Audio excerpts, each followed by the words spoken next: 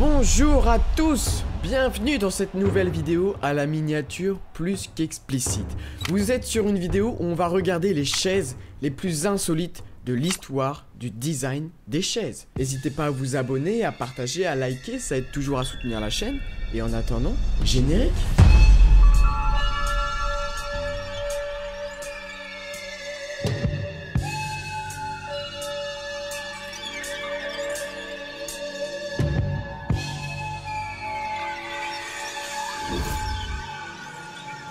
J'ai sélectionné plein de chaises de designers pour vous et je me suis fait plaisir parce que je me suis rendu dans un musée quand j'ai été faire un tour au Canada cet été. Je me suis procuré ce livre-là. Est-ce qu'on y va? On commence? C'est parti! Première chaise, elle nous vient de Charles Rennie Mackintosh. Conçu pour le rose boudoir de Mackintosh en 1902, ce siège extraordinaire exprime tout le caractère éthéré et symbolique de la Spook School. Et ce que j'aime à travers ces histoires de chaises, c'est à quel point on essaye de réinventer nos manières de nous asseoir. On pense que c'est acquis, mais comme quoi, même s'asseoir c'est pas acquis et on réinvente à chaque nouvelle chaise des manières de s'asseoir. Avec des dossiers plus larges, bon là on est quand même dans un truc qui te fait passer au rang de prêtre, on a l'impression que t'es élevé spirituellement. Vous allez voir que au fur et à mesure des années, ça va disparaître, on va atterrir sur complètement autre chose. Prochaine chaise, on est avec celle de Marcel Breuer. Vous allez voir que cette chaise, on la connaît.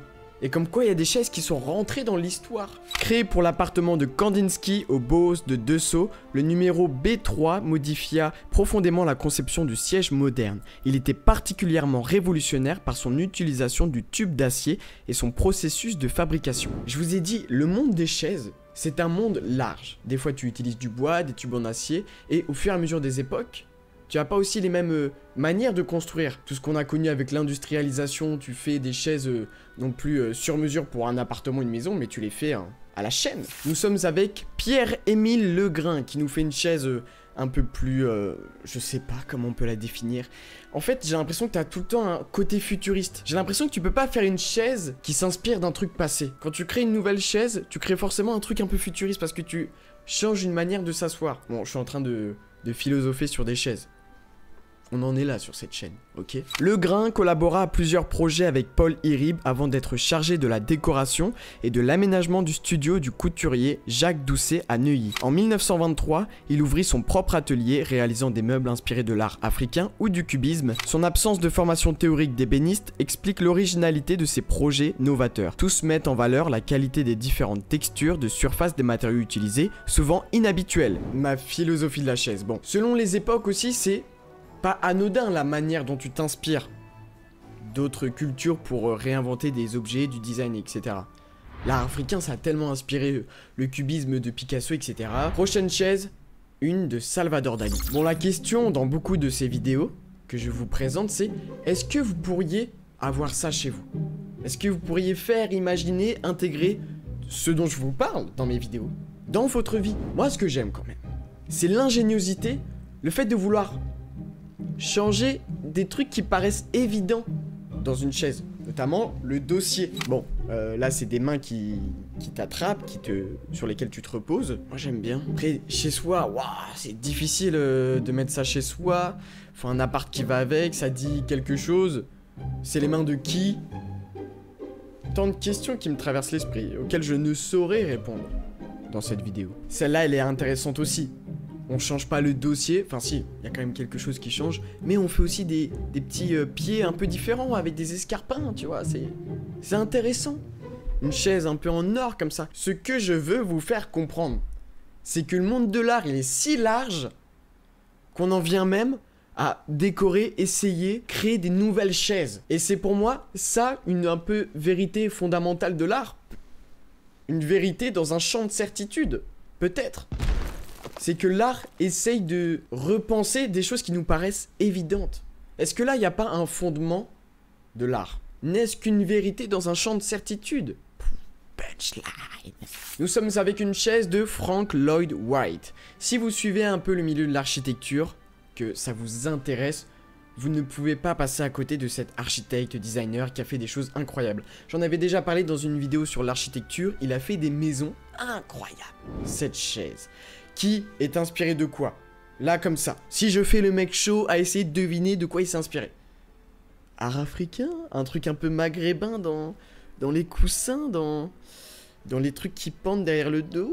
C'est quoi l'inspi? Ces extraordinaires fauteuils rappellent l'intérieur de la résidence Donald Loveness à Stillwater. Leur surface aux sculptures profondes et aux textiles de couleurs vibrantes tissés par Virginia Loveness évoque l'art des Indiens d'Amérique. J'avais tort. C'est vrai que ça fait amérindien en fait. J'ai des trucs un peu comme ça, pas dans cet appartement là, mais dans la famille où t'as des trucs qui ressemblent un peu. Cette chaise, coup de cœur. Mais est-ce que ça vous fascine comme moi ça me fascine? Non? Je trouve ça fou en fait d'avoir une chaise comme ça. Tu t'assois là-dessus, tu en imposes. Même si tu es chez toi, tout seul en slip. J'adore ce souci du détail, même dans le dossier, de faire une sculpture, avec les trucs qui pendouillent là. C'est génial. Et la couleur rouge, un peu ocre, un peu terre. Waouh, waouh, waouh. George Nelson, Marshmallow, on est en 1956. Donc là, on évolue un peu dans le temps. Et vous voyez comment les couleurs changent, les textures, les matériaux utilisés. On a toujours, je crois que c'est des tubes en acier, ce qui tient un peu les coussins là, c'est quoi? Châssis en tube d'acier peint, pastille, réalisé à partir d'un disque d'acier rembourré de mousse de latex et recouvert de vinyle. Je suis pas un expert dans la chronologie et dans les périodes artistiques, mais tu sens qu'on passe à autre chose. On est en 1956, t'as les années 60 pas loin. Il se passe quelque chose, non? La forme du canapé Marshmallow de Nelson est explosée en multiples pastilles. Ces couleurs vives, qui renforçaient l'autonomie de chaque élément et la géométrie de l'ensemble, annonçaient le pop design. Voilà, c'est ça. Nous sommes avec Werner Panton pour sa chaise Living Tower, qui est une chaise donc modulable et qui vient un peu réinterroger aussi dans quel espace tu mets ces meubles et qu'est-ce que ça dit socialement. Mais vraiment, j'ai l'impression que je me prends la tête philosophiquement un peu sur ce que révèlent les chaises de nos habitudes. Mais c'est vrai. La manière dont tu considères ton espace de vie, comment tu agences les meubles pour que les gens conversent ensemble, que je sois face à quelqu'un pour lui parler et pas sur le côté, ce qui ne facilite pas du tout les interactions sociales. Là, on est complètement sur une chaise qui vient un peu réinterroger ces interactions, qui vient te mettre face à la personne et t'es obligé de lui parler. Et donc, est-ce qu'il faut pas repenser un peu aujourd'hui, vu que nous sommes dans un monde où les interactions sociales sont un peu détruites, chaotiques, repenser les tables et les chaises pour faciliter les interactions. Une chaise gonflable de Jonathan De Pass, Donato D'Urbino, Paolo Lomazzi et Carla Scolari. Super contribution à l'histoire des chaises. On est quand même sur quelque chose qui est... Est-ce que c'est une révolution? Pourrais-je employer ce terme pour définir cette chaise? Premier siège gonflable produit en Italie, le fauteuil Blow est une icône de la culture populaire des années 60. Il balayait d'un coup l'idée traditionnelle selon laquelle un meuble devait être cher et durable. C'est ce que je vous ai dit sur les matériaux de construction. Parce que on n'est plus dans les années 1910, 1900 ou même 1890, tout ça. On est sur d'autres conceptualisations du design d'intérieur et du mobilier d'intérieur. Ok. On veut des matériaux qui coûtent pas cher, qu'on puisse produire en énorme quantité sans que ça coûte cher. Réduire les coûts. Réduire les coûts. Pour que ça puisse rentrer dans le plus de maisons possible. Une économie de la chaise. Par contre, ça, jamais ça rentre chez moi. Dans une piscine à la rigueur.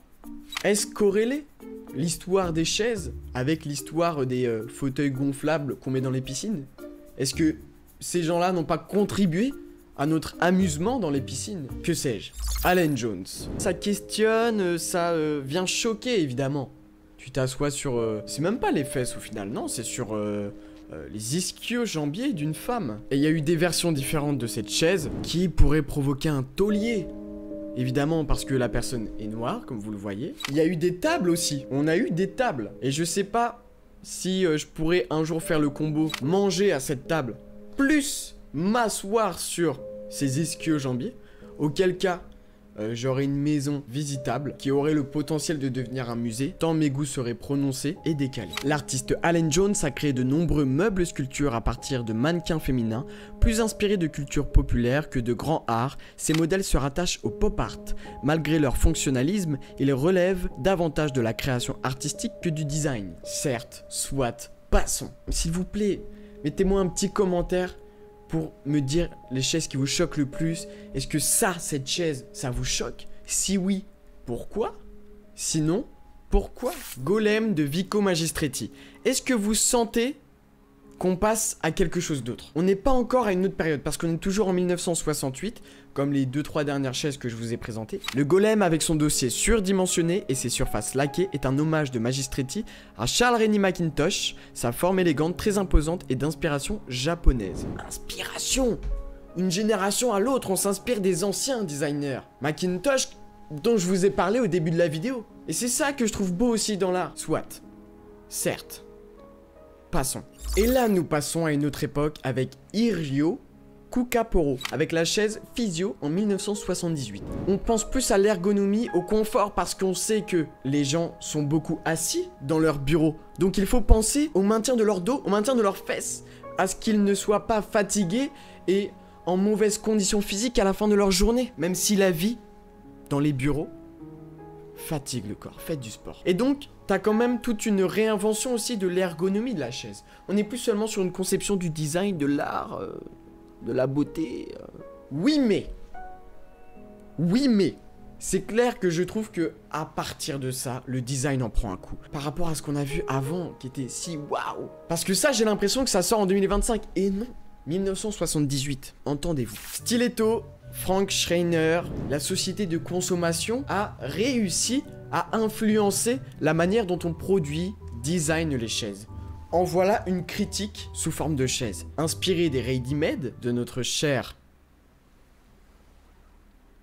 Marcel Duchamp, la chaise vient interroger la société de consommation. Et c'est là que c'est intéressant, parce que vous savez bien que quand vous êtes enfant et que vous êtes assis dans le caddie, là le petit truc, oui, je parle de ça, dans lequel vous êtes assis quand vous êtes enfant. Il y a une chaise, en 1983, qui s'est inspirée de ce détournement de l'objet et l'a poussé au bout.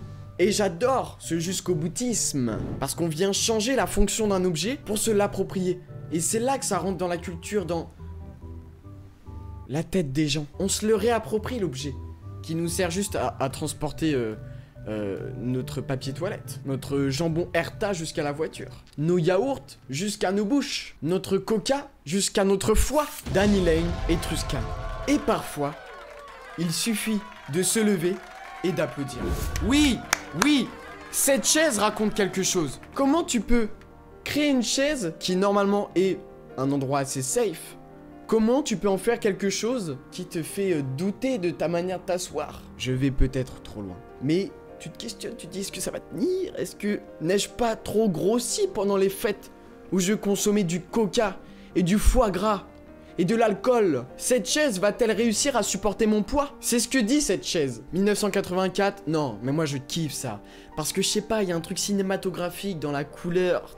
Je pense à des méchants qui sont dans des mondes de glace. Tu vois, comme qui? Je sais pas, j'ai pas d'exemple en fait. Avec tout ce que je vous ai montré, n'est-il pas malheureux? N'est-il pas décevant? N'est-il pas abominable de faire en sorte que les gens soient mal assis? Non? On a quand même vu des architectes, des designers qui ont passé des dizaines, un siècle à imaginer comment s'asseoir. Et dans tout ce lot, tu as des personnes qui ont pensé l'exact inverse. Ils ont réfléchi à comment tu pourrais avoir mal quand tu t'assois. Je parle bien sûr du mobilier anti-SDF. Je parle de ces petits pics sur les marches. Je parle de ces bancs qui ont une séparation. Ça brise aussi les interactions sociales. Est-ce que c'est pas ce mobilier qui a fait ça aussi? Ces bancs avec des trous? Tu peux pas t'allonger? Tu peux pas profiter du soleil en t'allongeant un peu? Cette horreur dans les métros ou pour attendre le tram. Vous êtes en train de me dire que moi je dois poser mes fesses sur une barre comme ça? Ah non, je préfère rester debout. Mais qu'en est-il de ces SDF qui dorment dehors? Sur des plaques chauffantes? Enfin sur des bouches d'égout. Bon, je dis pas construire des lits pour ces gens. Quoique, faites quelque chose. C'est fou d'avoir une histoire de la chaise aussi complexe et du design et d'avoir aussi fait des bancs anti-SDF. Est-ce que ça va rentrer dans les musées aussi? Ça, mais c'est de la dinguerie. C'est fou de utiliser sa créativité et tout son intellect et tout son bagage technique de designer, d'architecte pour faire en sorte que les gens soient mal assis. Waouh! Waouh! Waouh! Waouh! Waouh! Waouh! Waouh! Waouh! Waouh! Et c'est sur cette aparté qui au final m'aura servi de conclusion à cette vidéo que je vous laisse et que je vous dis à bientôt dans une prochaine vidéo. C'était Encapostique pour une nouvelle histoire de l'art. Ciao.